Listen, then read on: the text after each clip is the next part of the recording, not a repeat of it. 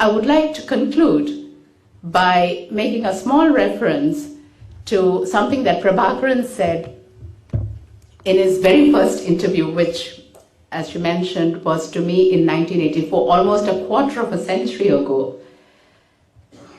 And I asked him a question.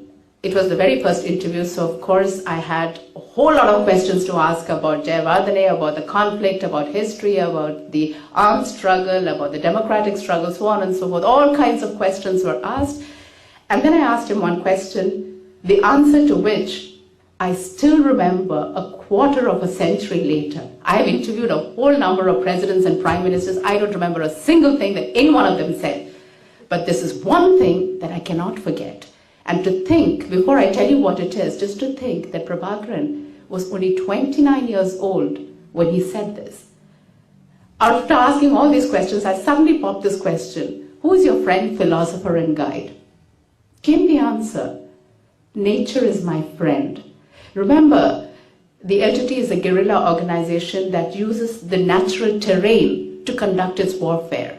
So the natural terrain is your best ally when it comes to running away from the forces, is your best ally when it comes to surprise, ambush, taking on your enemy.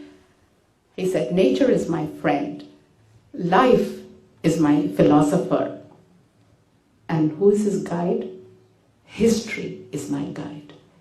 If I say that Prabhakaran is the person that I have met in my life who has the greatest sense of foresight, I would say it is because of his deep understanding of history.